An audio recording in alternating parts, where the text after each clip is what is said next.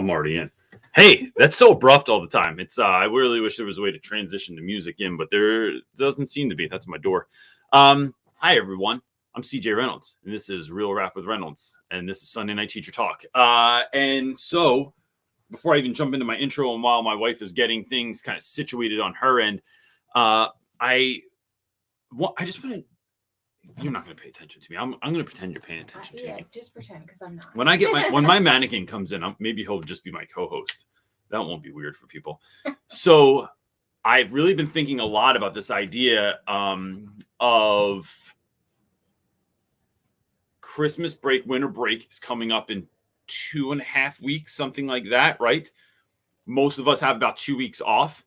And that time, if this is your first year ever teaching, is time you're really, really looking forward to. It's time that we're all really looking forward to. The know that teachers have that have done this at least even one time before is that time goes away so fast that you're just like, wait, we didn't even enjoy ourselves.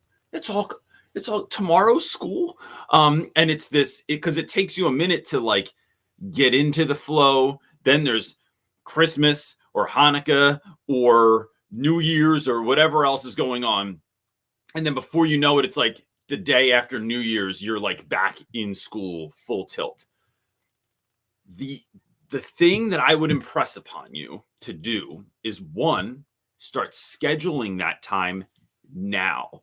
Want to go to the zoo? Want to take your family out somewhere? Want to go to the movies? Like whatever it is you want to do, set those dates now.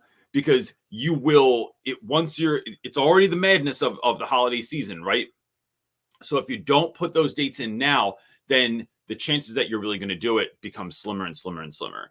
The other thing that is important to note is that when you are leading up to that, don't go into it dead. Don't get to winter break and be dead. Like it's just not going to benefit you, right? Because then there's too much recoup.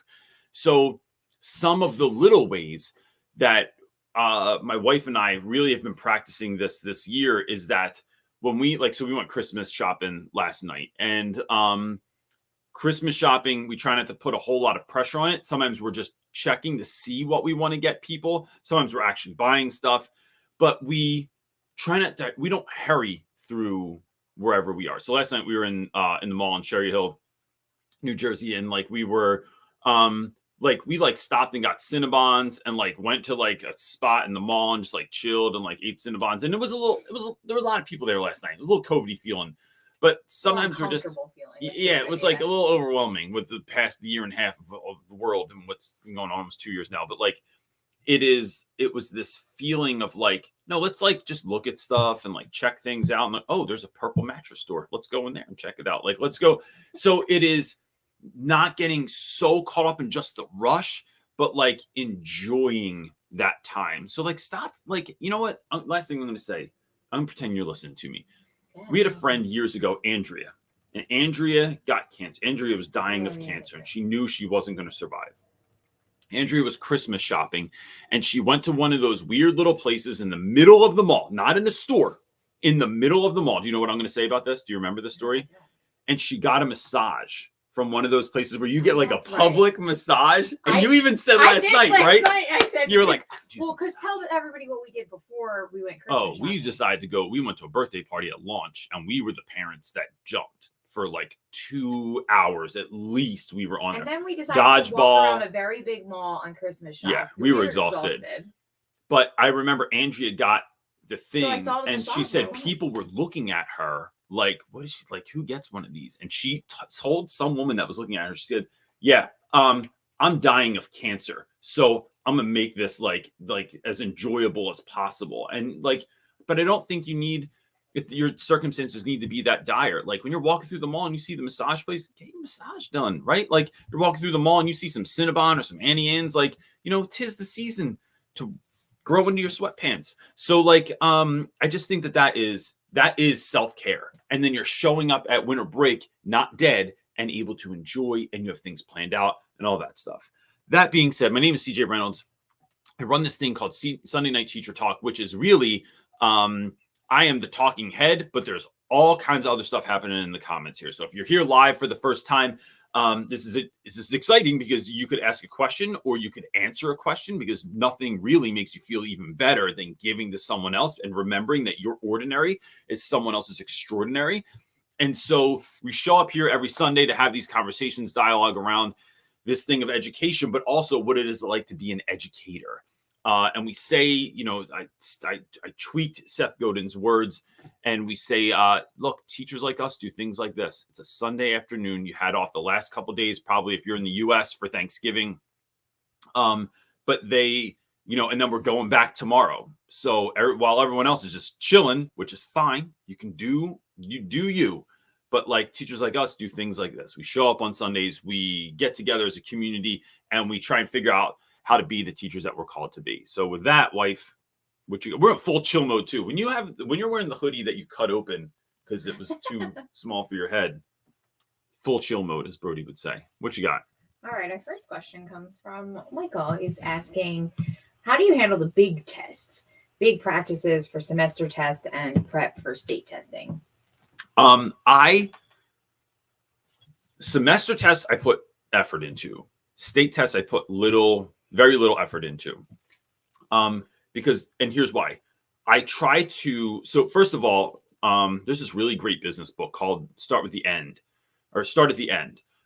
with this idea of like reverse engineering, right? Which a lot of educators will talk about. You start with your test, and then to see what do you want kids to master, and then you reverse engineer it.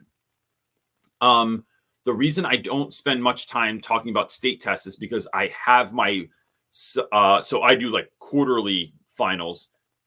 Those mimic what you're going to see on the state test. So the way I ask questions, how many answers per question that I have, what the close reading looks like, how those passages are numbered, how long those passages are.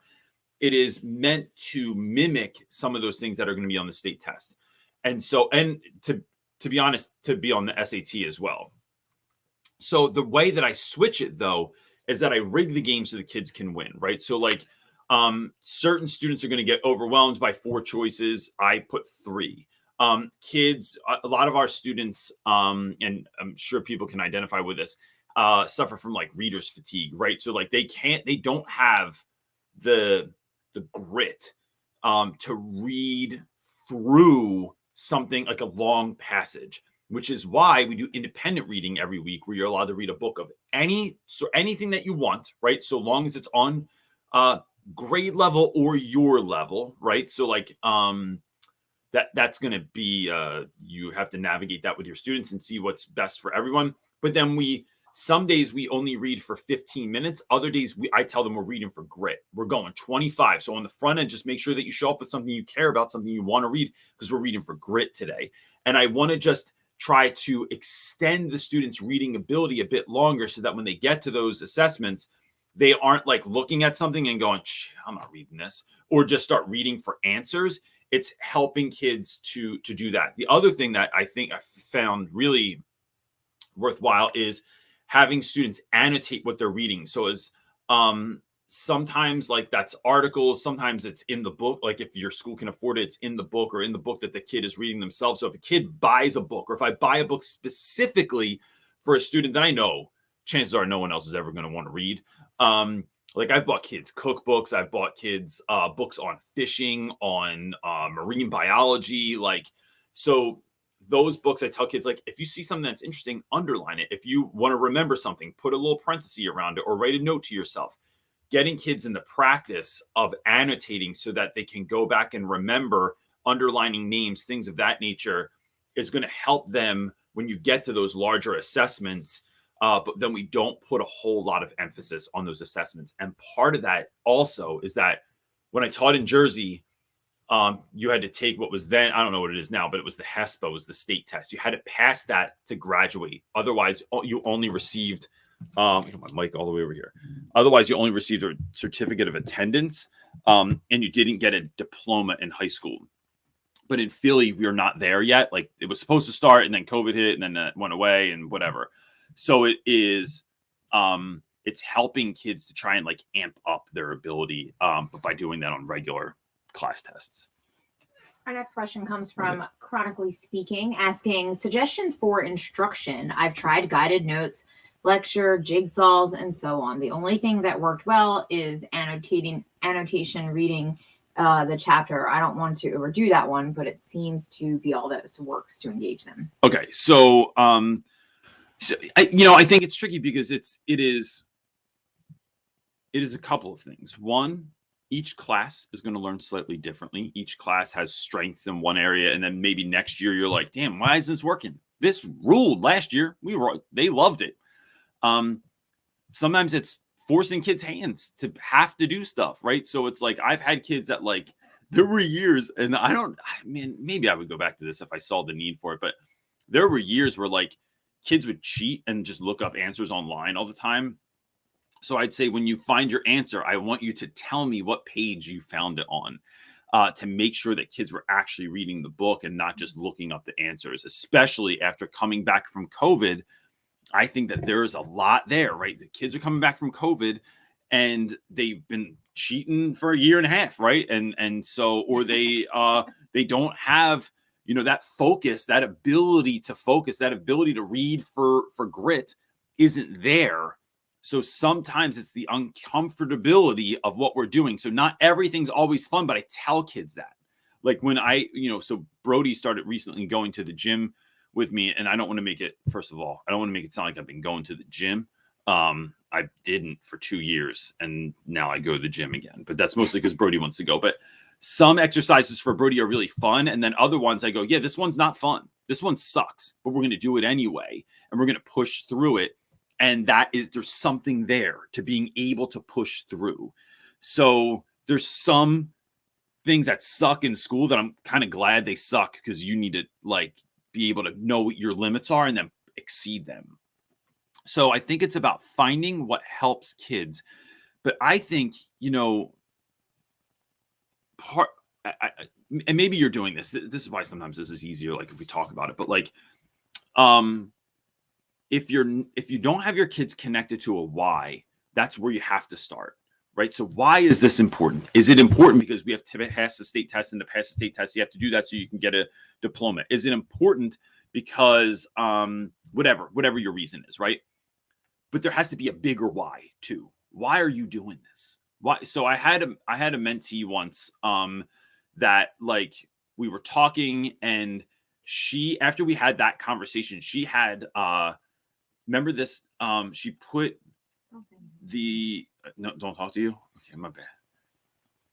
No, I didn't say don't talk to me. I just love you so much. Don't tell anything personal that you should. No. But what she did was she had the conversation with her students about what was their why, and then she had them put it on like a piece of paper, and then she put them. They didn't know she was going to do this. She put them all up on the wall together, made like this really cool display of what were their whys. And so that was a constant daily reminder of why are we doing what we're doing? Because my grandmom deserves to not work 3 jobs anymore. Because I saw what this did to my older brother. Because I know that I'm worth it. Because I know that I want to be able to provide a life for my little brother as he's coming up after me. Like those whys were so strong. And now school just becomes a game of like, how are you going to win so that you can help the other people coming after you? So that's part of it. But I think some of it is what you're doing. Like it's guided notes, it's lecture, it's jigsaw, so on. I think that from a lot of my students, especially in this year, it is keeping things to small chunks. So if you're lecturing, it's like, yo, listen, I'm going to talk, but I'm going to talk for 10 minutes. That's it. I'm only talking, and everything is I'm only, right? So, listen, we're going to read for grit today, but we're only reading 25 minutes. That's it. So everything is I'm only. And then it just sounds like it's like when you look at a car commercial and they're like, now for only $39,000. And I'm just like, damn, only $39,000. And then I'm like, another part of me is like, $39,000, what? But that's such a deal. So that is some of it is your language, and then some of it is keeping things very short and quick moving. So we're going to do all these things, but we're going to do them for 5 or 10 minutes each. And this train is moving at a clip that you need to keep up, because it's going to be, but that's not just so you can get through a lot of stuff. It's so that you can keep kids' attention, so you keep it moving, you keep it fluid. And a lot of different kids are going to get taught a lot of different ways, which means the chances that you're going to hit someone's learning style is the options are a lot better there. All right, our next question comes from Anthony. One of your hairs in my hair somewhere, or They're always. or Marley's hair. Makes me think of that line. What was it? Your hair is everywhere. Yeah. Dashboard is that what that is? Dashboard confessional, man. Okay, It's not screaming infidelity, Anthony is asking, do you think having teacher work days actually makes the school year a lot shorter? Makes it shorter. I don't know that it makes it shorter.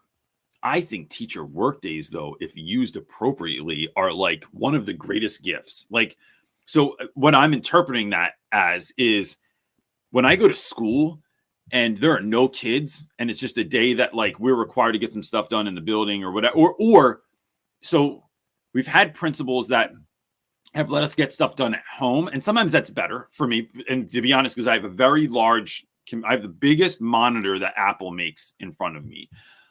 And that allows me to have like 4 normal like basically what would be on my laptop 4 times. And so I can have Power School and Schoology and Google Classroom, and I'm looking stuff up on the internet. Like, bro, what? I feel like I'm in Minority Report, just moving screens around. That was a dated reference, but I find that going to school. So like days when if there's a class trip and there aren't a lot of kids in, if kids got done early and we have a PD, but it's not for an hour, my pull, the social pull of me, what gives me energy and life is talking to other people.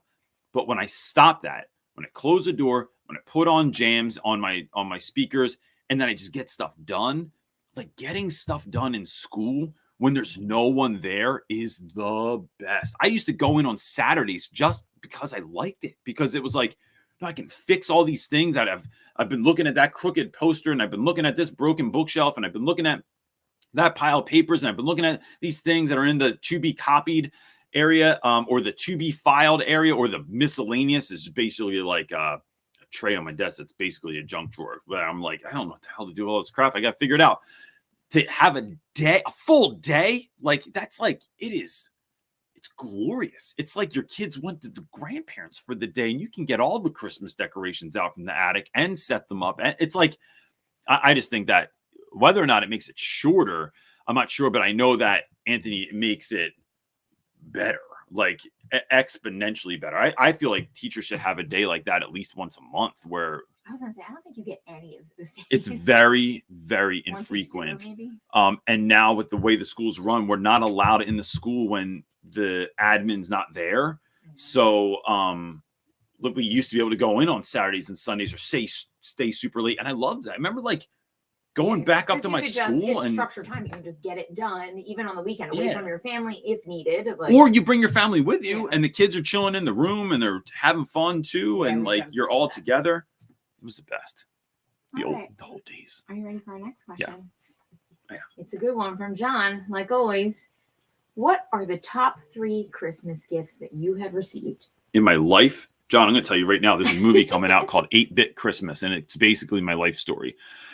It's about a kid that got a Nintendo NES, like the old school, like Super Mario Brothers with Duck Hunt, post the little robot that came with it. I never had that thing, but that was maybe the most happy I ever was about a Christmas gift in my life.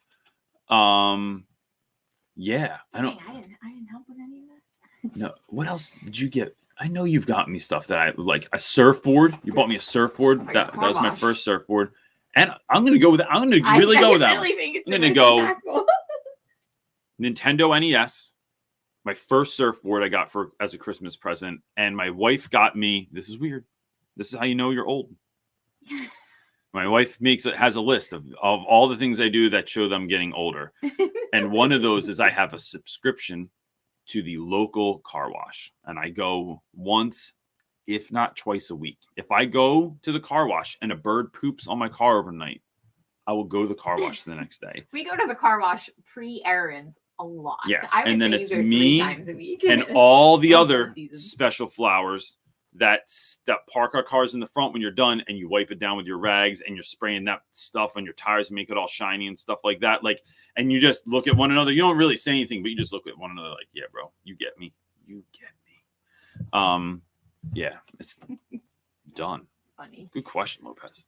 He always has great random on education. He is. He's the man. He's the man. Okay, Jacob is asking, do you give your students a grade for independent reading? Seems like my students won't do it unless they get a grade. They can read any book they want, but they are reluctant to read, not even 10 minutes. Yeah, so I do. And it's the same reason, because kids won't do anything if it's not for a grade. But to be honest with you, like, I know adults don't either. Adults are motivated by but I don't think he was doing that. But no, I don't. But people, like, we often want kids to be motivated by intrinsic rewards. But teachers do stuff like for extra pay, or like, I mean, teachers act, that's not a really good example, because teachers do stuff for free, but and we do it for that intrinsic feeling of helping kids. But in reality, yeah, like, your boss wants you to work overtime. Yeah, bro, it's time and a half. Like, so, but I digress. I do, because kids won't do stuff without making it about points. I just make it simple. It's worth like 4 points, right? So all my point values are fairly low in my class, under 10 points. So it's 4 points. You get 4 points if you read the whole time. You can get 5 points if you read the whole time and you share what you were reading, or, I connected to the lesson, like, hey, what's an example of foreshadowing, or what's your protagonist doing right now, or what's something about characterization you can share about that you learned in your novel. You get 3 if you were reading most of the time, but I have like a clipboard with everyone's name on it near me, and I'm just looking. 2 if you read half the time. 1 if you basically just showed up with a book and you didn't do anything. So now it's basically a 25%, and a 0 if you didn't read or if you fell asleep. The end. And then I put those, if you fell asleep or didn't bring a book or whatever, I put those notes in with your grade. I input them as soon as the class is done. So like when we transition, the kids are doing something else, I just plug those grades in really quickly. Or my co-teacher will start teaching the next part of what we're doing, or transitioning the kids into that, and I'll just put in grades real quick. I will say, and I keep saying that sometimes you just don't want to like stuff. Sometimes your admin rolls something out and you don't want to do it. You think it's a bad idea. You think it's terrible. And then you like it. But I'm going to say Kickboard really helps with this too. It's like one of those things I can just put Kickboard points in. So it doesn't necessarily hurt anyone, but the kids like that sound. It's like the cha-ching of points. They love that. So sometimes I just do, I'll do Kickboard points as well. Or dollars, however we have it set up. Our next question comes from Sean. Oh, he's question first. Love your content. Thank you. Thanks, How ma'am. can you be yourself, but doing so makes you nervous speaking in front of the class? I'm going to say this, Sean. I'm going to say, from someone who suffers with really bad social anxiety and like nerves, I think the best method that I have found to take like my nerves, even though it's channeling through your nerves, it's like take that nerves and make it like super high energy. It's like you're running off of your nerves, but they don't defeat you. The emotion doesn't defeat you. So you're shifting that energy. You're still having that energy, but you're focusing. So I talk a million miles a minute when I'm with new people and all of that. And that's mostly just out of my nerves. Yeah. What you're saying there, I've read something recently, and I don't remember where I read it or heard it. But it is, if you're afraid of anything, the thing that lessens your fear is exposure to that thing. So I do think some people are more naturally gifted, or it's just easier for them to speak. So like when in the beginning of the school year, my wife took a trip with me to go on one of my speaking engagements, and it was in front of like 500 teachers or something like that. And what did you say? I could never have done it. And then you had technical difficulties, and then you still kept rolling with your talk and were cool and calm and did both things. I would have been a giant. It would have made me, literally, it made my body feel like I just wanted to run out of the room. Yeah. I could have never done that. I get nervous ahead of time, but I feel at home. Like I feel that's somewhere where I feel at home. So if you don't, I think what helps is exposure to the fear. And that doesn't have to be just standing in front of your class. I think that some of it is thinking about it. It is sitting. It is when you are having quiet time by yourself. It is going through that and imagining yourself walking into the classroom. The students are there. What are they doing? I'm not making it worse than it is, but not making it better than it is either. Like, don't act like everyone's like, we can't wait to learn. Oh, gosh, Sean's here. We're about to learn. It's going to be the best. Instead, it is, Imagine it as it is. See things as they are, but not worse or better than what they are. And then live through that. You're handing out the papers. You're collecting the papers. Where are you putting them when you're done? So I think some of it is what is that sort of like envisioning. I also think that being really organized. So like when you collect the papers, or if someone's collecting the papers, who's going to do it ahead of time? Don't be in the moment making decisions. Have as much pre-planned as possible. Have, keep your talking points to a minimum. Keep the amount that you're going to lecture to a minimum, so that it turns back to on students. So your lesson is totally dialed in and it's flipping back and forth. So you are more of a facilitator than a dictator in the classroom. And so I think that's going to help you also, because you know who you're going to ask, where those papers are going to go, where those papers are, everything's set up and ready. You are lessening the amount that you actually have to talk. And then over time, I think that it just gets easier. I think that, and some of that is, I sometimes channel, when I have nervous energy, I channel into anger, and in a controlled way, right? So like this, and this is for me, right? This isn't for everyone. Maybe some people aren't angry or whatever. But when I don't want to do something, I just make myself mad that I even have to do it, or that it's happening, or that those feelings are coming up, and I snap my fingers, tell myself to knock it off. And then I make myself do things I don't want to do, whether that's go to the gym or go running or write or create something or do taxes or whatever it is. It is like, no, you don't get, like, this isn't me. Like, new me needs to be like this. Because some of what we're thinking about in this last thing I'll say is, like, sometimes teaching is not just about pedagogy. It's not just about cool lessons. It's who do you need to become to be the teacher you're called to be, right? Who do you need to become to be the teacher you're called to be? And that person is it more confident? Is it more empathetic? Is it slower paced, quicker paced? Is it more student directed? Like, what does your classroom need to look like? Who do you need to be that person? And then I utilize the anger that I just generally feel, because it's one of my like shadow sides, and that's a whole nother conversation, but it's like to push me through that. And then that's how I win in those moments. All right, our next question comes from Carol. How do y'all organize your plans? I find myself unorganized and sometimes spend the whole time meandering. This is a great question, right? So, Carol, what I do is, one, I don't recreate the wheel. So I most of my plans I have now are just like a reworking of things that I already have. It's very rarely something super new.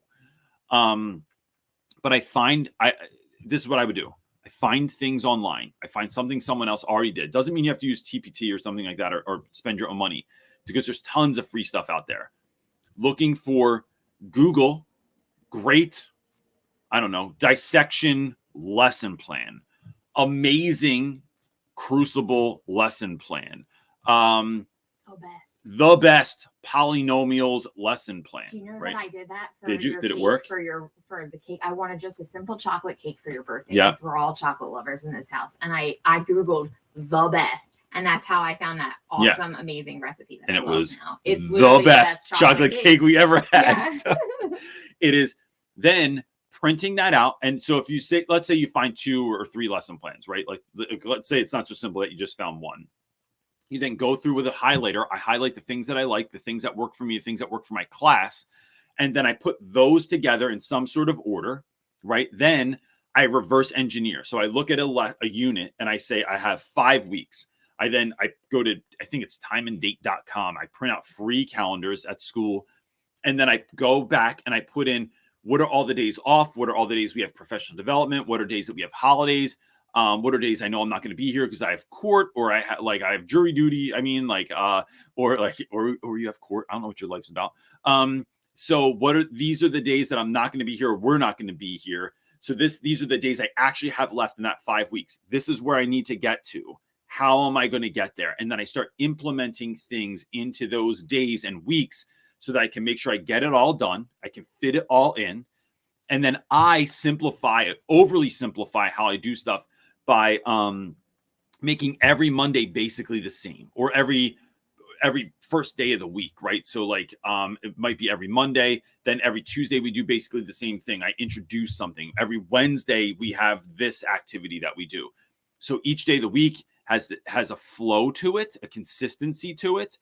And then I sprinkle magic on top, right? So first you need to find the recipe. Then you got to make the cake, right? Which is might be the easiest part. I don't really freaking know because I don't make cakes. But then you have to put the icing on it. But then how are you going to make this magical? How are you going to set it up? How are you going to introduce it? How are you going to put, you having sprinkles on top? You having candles? What kind of candles? Are we going to put this in a case? Is it going to be on a pedestal? Is it going to be decorated with crap around it? Like, what's your whole table setting look like? Then you're going to that level of what you're doing.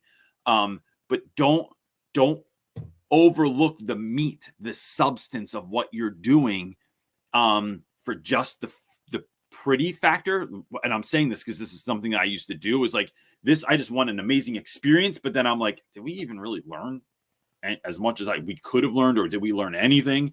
So that's how I kind of holistically look at that. That's a really quick, we should do a workshop on that, because I could talk for an hour on how I do that. There's a lot that we should do. There's just not enough time in a day. There really isn't. It's not. That's the lesson we're learning. All right. Our next question from Shayna is asking, I'm a new teacher and I took over 4 special ed math classes less than a month ago. Can you suggest a resource for engaging math lessons? I have several very unmotivated students. You missed the help. Oh, help. So I just Shayna, wonder, for math specifically, I just wonder if they're special ed students. Are you dealing with like a dyscalculia or anything like that? Yeah. So one, Shayna, I think there's a couple things you can do that your school might already have. Have those students all been identified? What's the most recent time that they've had their IEPs updated or their 504s updated? Are there too many kids in your class? Should they be in a small group class instead? What are other teachers doing, or have other teachers done that have helped? So maybe contacting either your special ed department or contacting parents and asking, like, hey, what do I need to know about your kid to help them find success this year, right? That's a really easy one that parents might give you some, like, especially if they're involved, parents of a special education student, then they know the ins and outs of the IEP and what is required and what's worked before and what they tried before and it didn't work, or this is some stuff they don't even talk about. This is things they don't ever bring up in the IEP meeting, but you should know because you're teaching my kid, because I know my kid. That could be a wealth of knowledge for you also. And what are other teachers doing that are helping those kids? Because sometimes we're not identifying all the things that need to be identified in students, which is why they still fail in what they're doing. I would say, what are resources? One, I'm going to tell you right now, our Facebook group, Real Rap With Reynolds Teacher Talk on Facebook. I guarantee if you put that question in there, you're going to have some passionate math teachers that are going to give you answers, or at least suggestions on where you should go. Tracy Pinter, since she's math, that's her jam. Oh, she's already answering in the comments. Awesome. All find. And Chris Carson's in there, and he's a special ed teacher. He's awesome. A great resource as well. Yeah. Those are two. Can we just even talk about, let's just say, just because you mentioned those two people, Tracy Pinter and Chris Carson, they're always on here. They're always helpful. They are, man, that's what I'm talking about when I say, like, teachers like us do things like this, right? Pinter has 1,000 things. She goes out more than anybody that I know. She's in grad school. She's cooking turkeys and decorating the house and in grad school and raising a kid. And like, she's just like,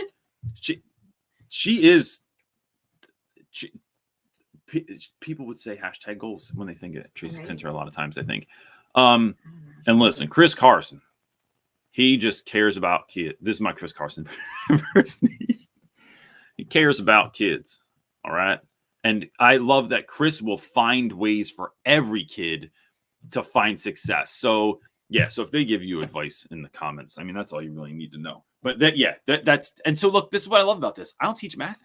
But there's people in here that do teach math and that know their stuff and that really care, and that changes everything. So, so I think that coupled with some of those suggestions on my end of like, what are things your school might already be able to implement or other teachers are already doing or calling home are really going to help. All right. What you got?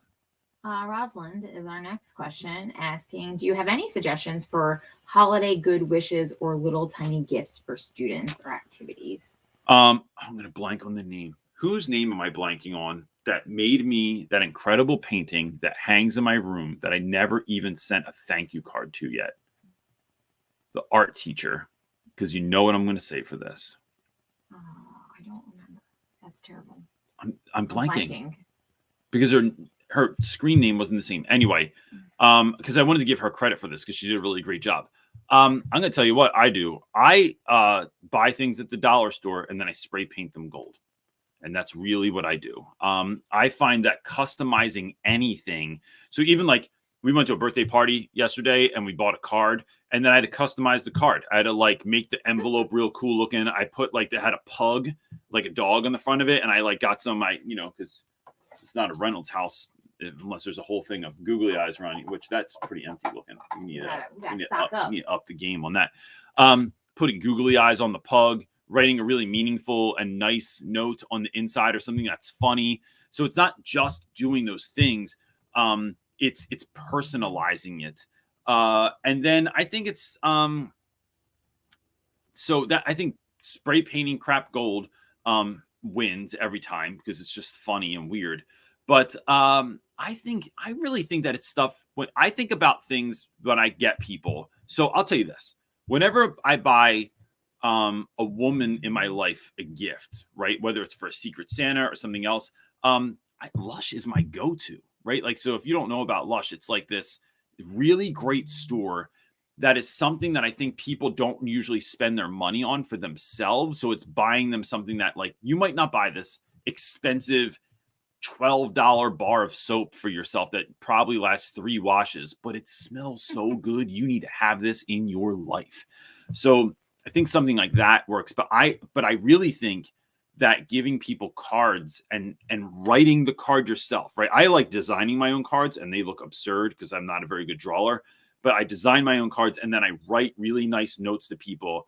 I think sometimes that's the best thing you can give people is like, I really appreciate you. Yeah. I think writing letters to students and letting them know. I think it depends on your grade. Like you're not always good with this answer because you don't have elementary, and elementary is just a completely different like animal when it comes to like the holiday gifts and little things and parties. Yeah. It's just not something that you do in high school. And then add on the layer that you're in an urban like location. I feel like the emphasis is really low, especially and then in high school as well. Like I'm going to tell you that I have spray painted crap for kids before. Yes, but that's why your answers, the ridiculous ones, work. It's because it's high school kids. I think if I taught 4th grade, if I was James Pete, I'd be spray painting all kinds of dinosaurs and taking them in and being like, but I'm talking about like, bro, this is why this is important. This is the kind of dinosaur you are.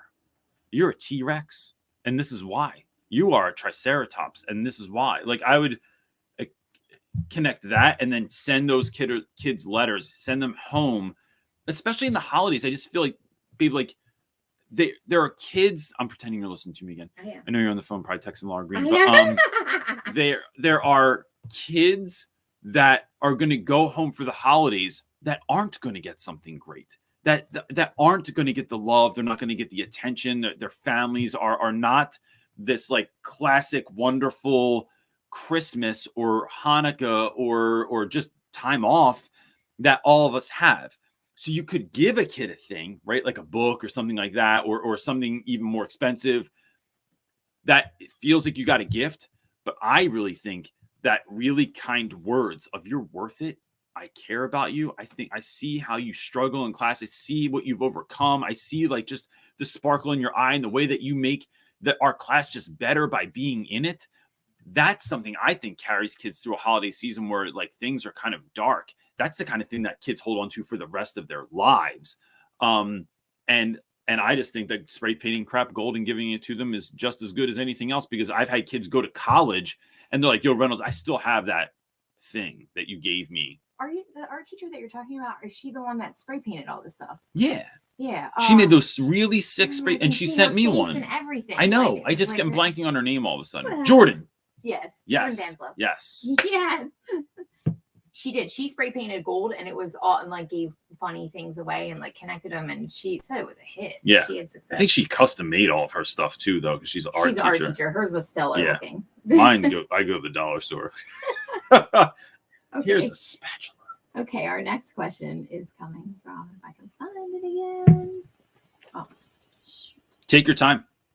No, I don't want to. We're not live. I'm just kidding. Want me to sing? Where did it go? How did it get moved all the way? Okay. Whoops, that's not it. Here. It's from our next question is from Facebook. On John is asking, there is a big push for equity in grading right now. No zeros, all weight work accepted, grading only what they know. What are your thoughts about this? It's garbage. I hate this idea. And here's why, John. Because, and look, I can see where schools are coming from with this. And even with regards to certain teachers that might be in the school, this might be good. There's so rarely a system that is going to meet all of the needs. Because I think those policies come out of fear. They come out of fear of like parent pushback, of state tests, of school pushback, of funding. What if kids leave our charter school and now we're not getting the money for it? What if they leave our private school and we're not getting the money for it? What if they go to the other public school in the district?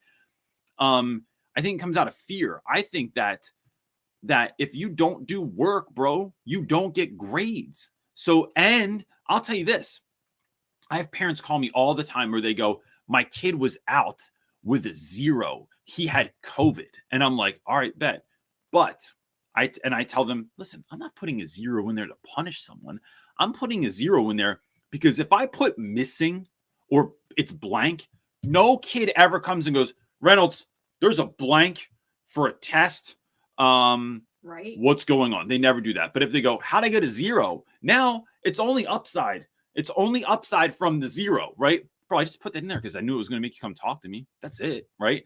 So that's it. All late work accepted is nonsense because what if for literature, if you had a study guide and we went over the whole study guide and now you come in and you're like, hey, I want to hand this in, bro, we just went over the answers. What?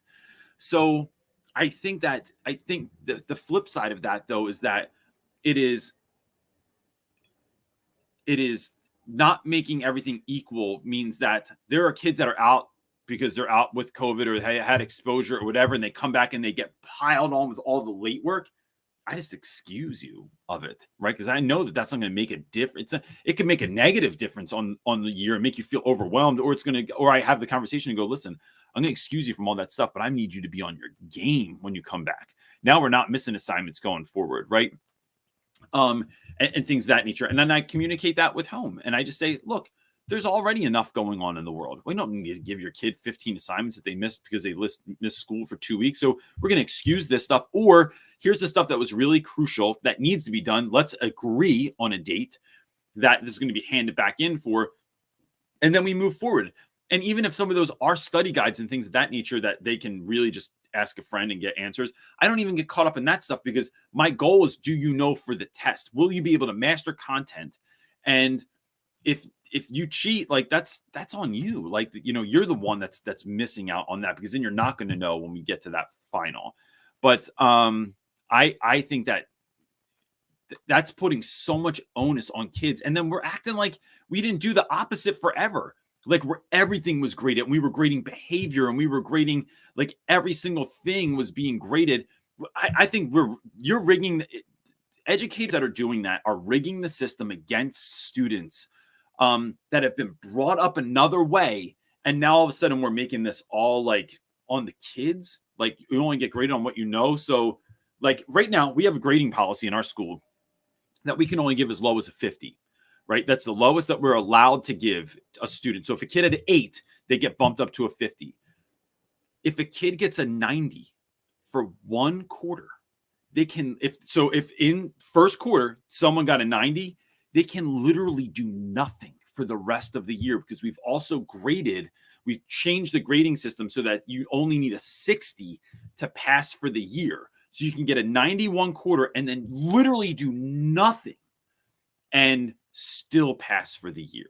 Now, the likelihood of someone doing that is very slim, but still, I think we are creating these systems that are basically participation trophies for students and not helping kids to reach what they do. And then I think it's also letting schools off the hook of really doing the hard work that it means to, if someone's really suffering, if someone's really going through it, if someone's really having a hard time, if someone really has dyslexia or dyscalculia or needs a small group or needs a special program or needs special tutoring or needs therapeutic work done, like then we're like alleviating the responsibility for all of that, I think, in many, many ways. And so it's like, no, raise the bar, but then help kids get to the bar, right? Like that's what we should be doing. Or lower the bar for certain kids because they need it to help them. Like, I'm not going to make you do 20 push-ups as the assignment when you can't do one. Like, let's start with something different. Do push-ups first. Let's build that muscle a different way, then bring you back. So, man, we could go on that one forever, but that's a hot topic. It is.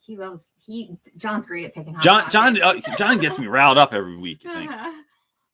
Okay. Another John is asking, how much reading do you assign for students to do before class, or do you prefer to do most of it during class to make sure that they actually read? Yeah, it's the second part, John. Unless I have students that are like in an honors class, I found that, and look, this is one of those things, right? It seems like we are catering to kids, but if I give reading, kids don't do it. My students, it'll be like 5% of students will do it. And I used to think, I'm just going to hold them at that line, and then you're just not going to know. But then here's what happens. You can't do anything in class. If the reading was read these 2 chapters or this 1 chapter or these 5 pages, and then tomorrow's lesson is based on that, and no one did it, then only 5% of kids can do something. So I can send all the emails and I can give all the zeros and I can mark the kids accordingly. But now not only do you need to, you couldn't even bring yourself to read a chapter or 2. Now you have 4 chapters and I'm waiting for mom to respond. Then the next night it's 2 more chapters. Now you have 6 chapters. You're digging a hole that kids often can't dig themselves out of. So if you're going to do something like that, I think that it is something that has to be individually paced work. So like, all right, you did this work. Now you're going to do this. Oh, you didn't do that work? All right. No, well, now you have to do that during class. And then for homework, you have this. So kids have the ability to dig themselves out of a hole, but we can't do group activities if no one did the previous work. So we read in class together, and that takes up an enormous amount of time, and it doesn't allow me to get through 1,000 other things I would like to do if everyone did their work. But that's just the nature of the beast. And I'll tell you that over the years, there's always some new teachers that come in and are like, nope, I'm giving the kids, they're reading 5 chapters tonight, or they're reading a chapter tonight, or whatever it is, or they're doing this work before class. And then they find out the kids didn't really do it, or they cheated, or they didn't do it at all. And they try and hold that line so hard. I just think that doesn't work. So that's why I don't do homework almost at all. I'd really love to have a conversation with someone that's found success on the other side of that, but I haven't. Yeah. I'm sure it's successful it's just for certain students. Like, yeah, Randy Rebuy used to hold kids accountable, but it was, I think that was, I don't know what magic he was. Maybe I think it just is like part of teaching. What I see from the outside looking into the world of teaching is like teachers really have to bring their own personality into teaching to find success. Like if you're a hard nose like Randy, then you be that. If you're not loose, but you're, funny and whatever your personality is, the people have to bring their personalities, I think, to be successful in the classroom. Yeah. Whichever way you go. All right. Our next question from Rosalind. Can you recommend short stories for 11th and 12th graders? Thank you. Yes. So I do a lot of classics. And that's really just because I want my students to go. Some of the feedback that I've gotten from students in college is that there were a lot of things like in the literary canon that they hadn't been exposed to, that it was just expected that you knew.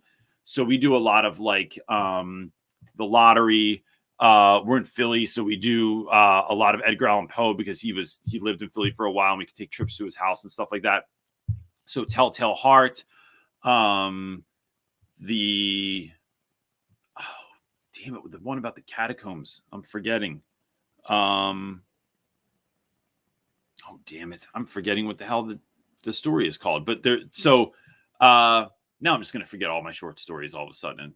There's a bunch, but they're like Telltale Heart, The Lottery, and what's the one? Cask of Amontillado. That's what I'm trying to think of. So there's that. But so that is they're pretty regular, like everything that I do. I'm trying to think of, I should just make a list.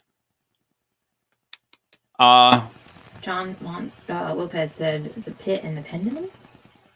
Yep, that's a good one too. Someone else said. Anything by O. Henry is great. Yep, after 20 years we do. Oh, that one just came out. Maisha. Because, and here's what I like about that. Short stories, I don't have anything that's too new. But the way we balance that is that one of the things is like, look, I have a whitewashed curriculum, right? I read Lord of the Flies, white kids, white author. We read Fahrenheit 451, white people, white author.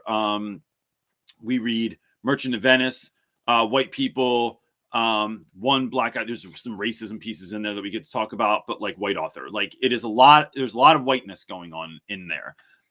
When you can't get around that, when you can't change the books you're reading, I think that even with a lot of those stories I just suggested, it is about pulling culture into what you're doing. It is reading it through the lens of something else. It is looking at Lord of the Flies and going, this could be anyone, right? Like this could be any, I think this could be any, I teach all boys. That book could be any boys, right? I think that there's a lot of that stuff there. And so it's pulling that in. And then when I really want to, I do a lot of like current events, a lot of reading articles, a lot of news stories. It's bringing culture into your classroom to help connect. Here's what we're reading to like, here's why this matters to you or whatever. But yeah, so I try and stay in the canon because I think that that's going to benefit my students in college. And that's the feedback that I've gotten from kids over time. If anyone else has a short story that they like or that works in their class, if you could drop that in the chat too, that would be awesome. And then Rosalind would be able to pull from that too. I think that wasn't my strongest answer, wife. I feel like I'm out of questions. I feel some type of way about that. We only have 6 minutes left, and the Eagles game's been on for an hour now anyway. Oh, you're trying to get out of here early? I'm not trying to get out. I'm feeling. Look, this is a great comment today from Zoe. She said, "The quicker we realize a success for some students is making it into school that day, the better off we'll be." And so Zoe, that is so important. But then that is often looked at as Zoe. Is that how it's pronounced? Okay. So that idea though is thought of as babying kids, as making it too easy for kids. But when you see a kid that comes in and it's like, that's the starting point, right? So that's not for everyone, right? That's why overly homogenizing education hurts, because then we're saying it's the same thing for everyone. And what we're saying instead is that it is meeting kids where they are. And they still have to, like, SAT scores are still SAT scores, right? Graduating with being able to pass the basic skills test to be able to get out of high school is still the same thing, right? Those kids are already starting behind. It doesn't make college any easier, but it's meeting kids where they are instead of pretending that they're better than they are. And so meeting them there and then amping it up. And so that's why I hate when people come in and they observe my classroom. You're like, you need more rigor. And it's like, you don't know my kids. You don't know who I'm teaching. Like, I have spent the time building the relationship, calling the parents, figuring out how to best serve this student. And you just want to come in and drop you need more rigor in your classroom. Like, what? Like, you don't even know what you're talking about right now. So I know that education's only ever about students. So here's how I'm going to get down with this. Here's how I'm going to do this. Here's how we're going to do this. And then when kids see that, kids know that like what you're doing is not the thing you're supposed to be doing, or that you're probably going to get in trouble for this again.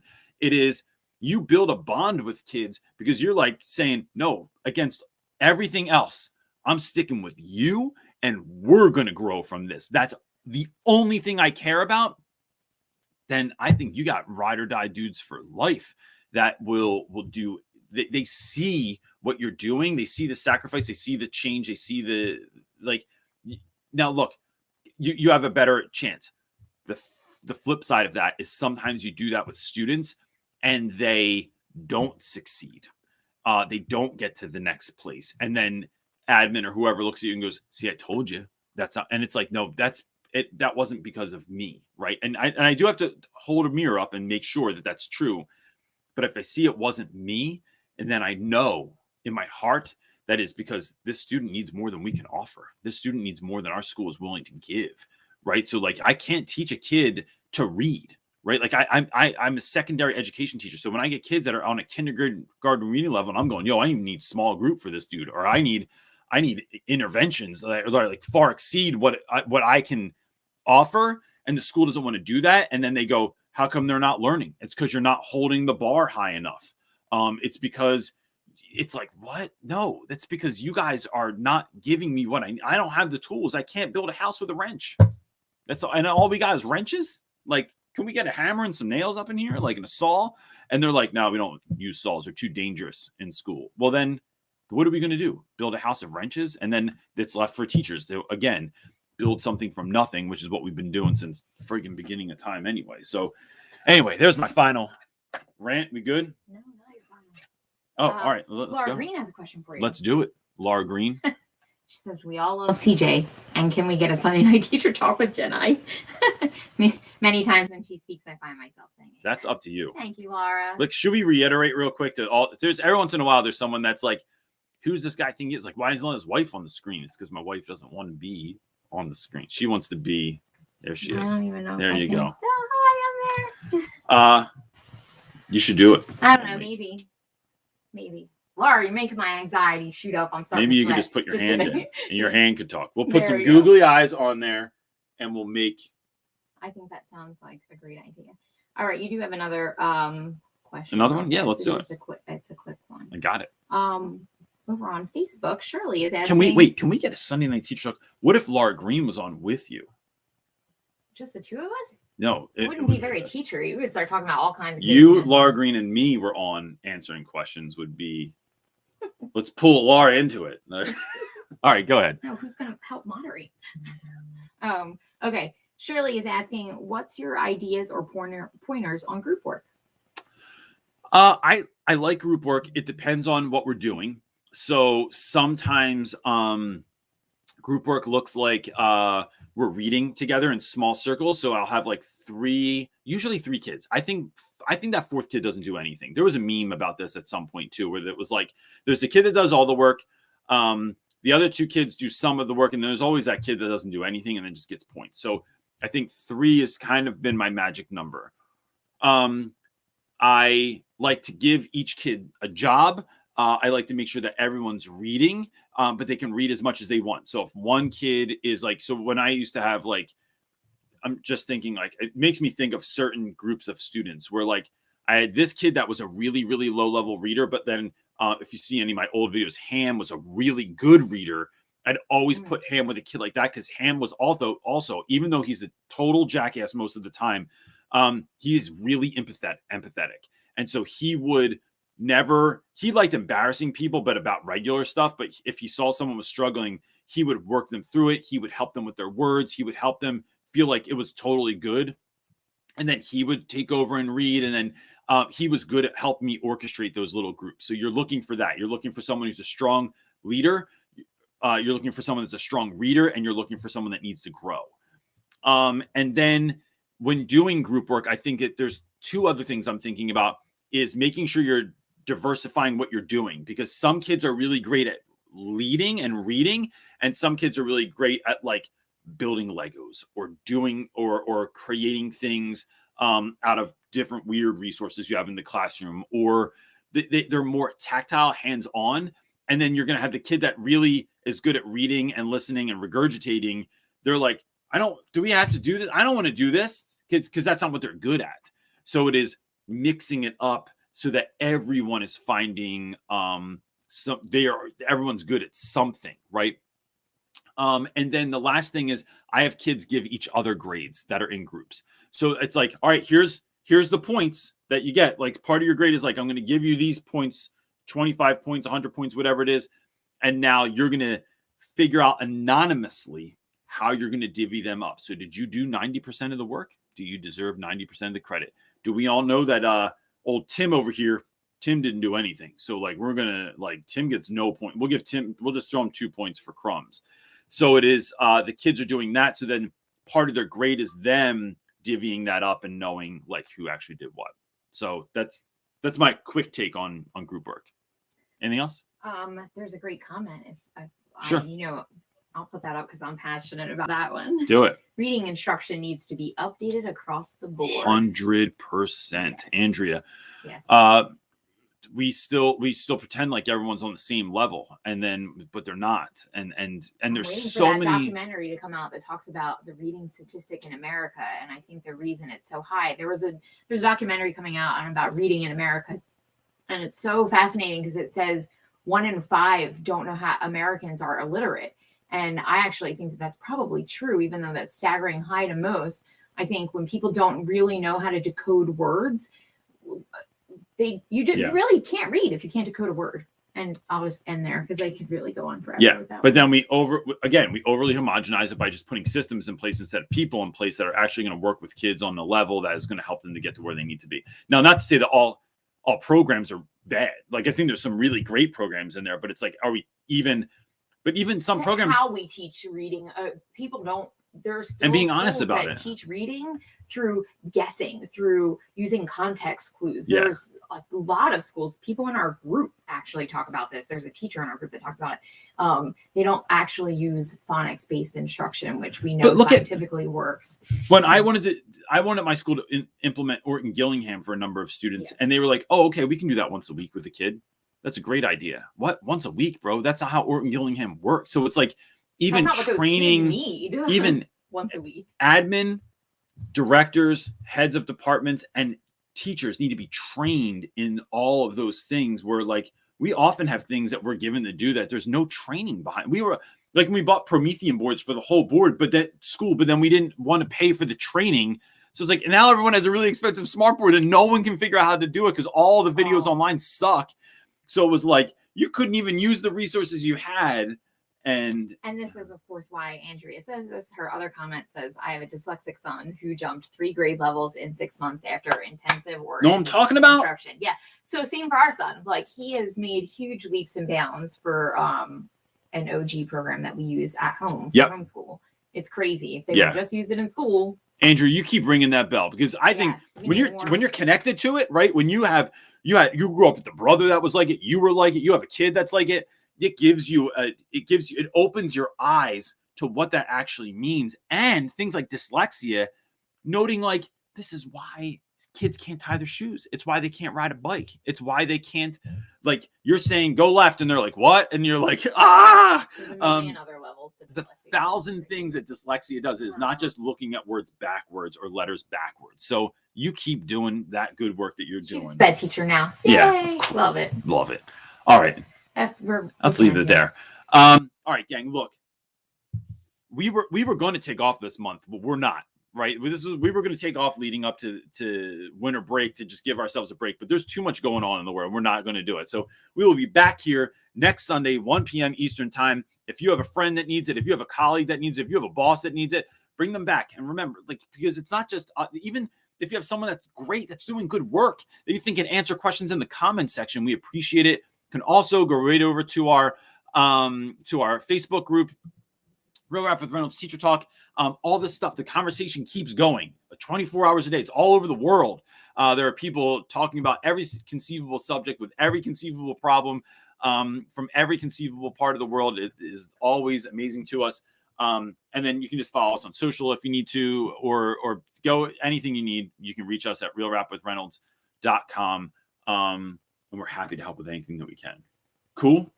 That's it, gang. I hope that you have the most wonderful thing. And look, back to what I said in the beginning, plan out those days off and get yourself a Cinnabon when you're walking through the mall.